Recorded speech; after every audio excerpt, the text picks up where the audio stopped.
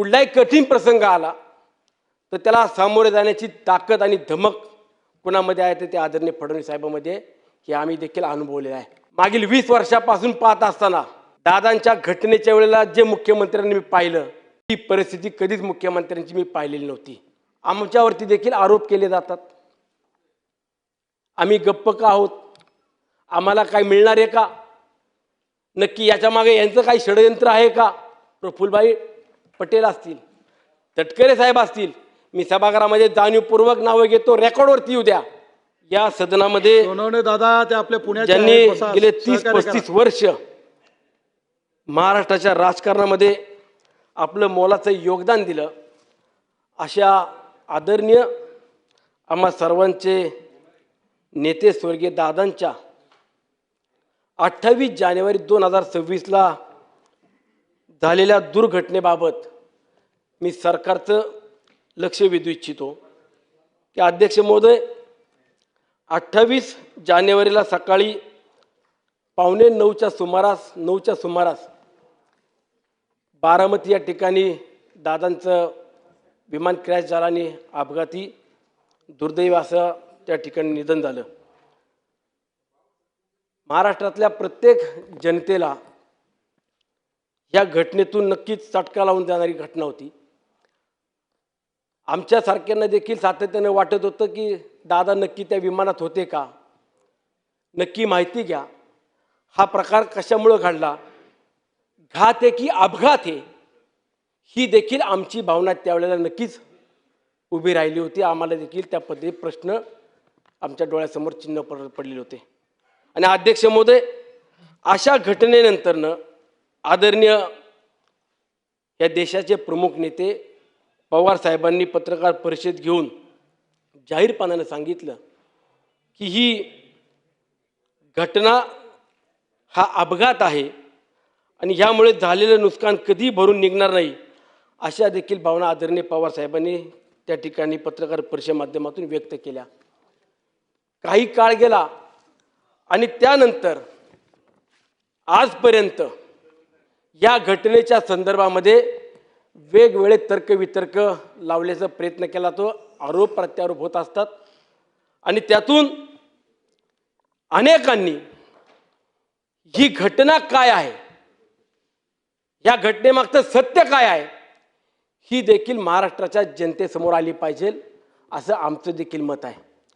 म्हणून आयत्या वेळेला किंवा आजपर्यंत जे जे वेगवेगळे विषय, वेगळे मुद्दे घेऊन किंवा ज्या शंका उपस्थित केल्या जात आहेत, त्यामध्ये संबंधित घटनेची तक्रार पोलीस स्टेशनला घेतली का जात नाही, आयत्या वेळेला विमानाचे पायलट कसे बदलले गेले, विमानाची टेकऑफची वेळ बदलली गेली, नक्की उशीर कशामुळे झाला, दृश्यमानता कमी असताना लँडिंग करण्याचा प्रयत्न का झाला, ज्या तपास यंत्रणा आहेत, AIB असेल, DGC असेल, CID असेल, अशा वेगवेगळ्या यंत्रणेच्या माध्यमातून या घटनेचा तपास होत असताना ह्या तपासावरती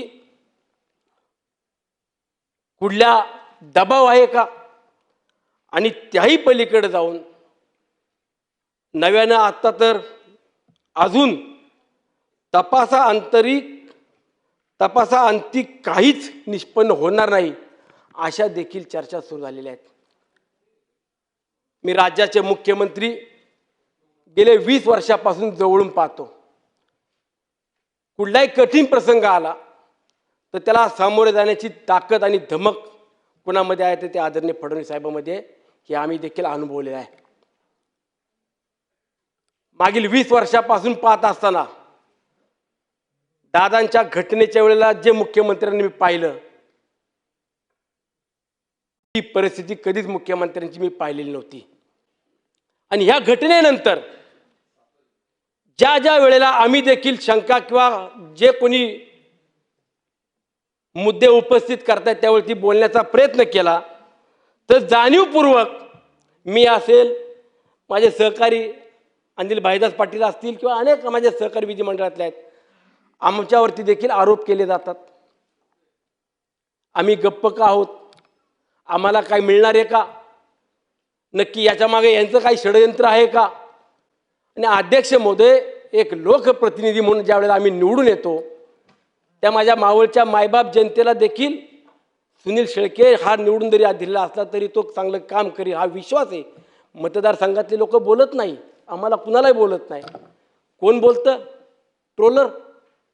आम्हाला बोलले ठीक आहे, परंतु कठीण प्रसंगामध्ये ज्यांनी खऱ्या अर्थानं अजितदादांच्या मागे, पवार कुटुंबियाच्या मागे उभं राहण्याची भूमिका ठेवली ते आदरणीय भुजबळ साहेब या ठिकाणी आहेत.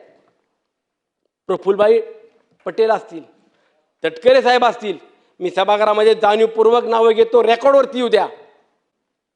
ज्या नेत्यानं जातीपातीचं धर्माचं राजकारण केलं नाही त्या नेत्याच्या पश्चात, आमच्या अजितदादांच्या पश्चात आज जाती रंग देण्याचं काम काही मंडळी करू पाहत आहेत. हे कशासाठी? आज आम्ही सुनित्रा वहिनींना उत्तराधिकारी म्हणून पाहत असताना, राज्याच्या उपमुख्यमंत्री म्हणून त्यांचा पदभार स्वीकारला. आमच्या राष्ट्रवादी काँग्रेस पक्ष राष्ट्रीय अध्यक्ष म्हणून त्यांनी पदभार स्वीकारला. आज त्यांच्या मागे आम्ही खंबीरपणाने उभं राहिलो, दादांच्या परिवाराच्या मागे उभं राहिलो. आमची निष्ठा अजितदादाशी आहे,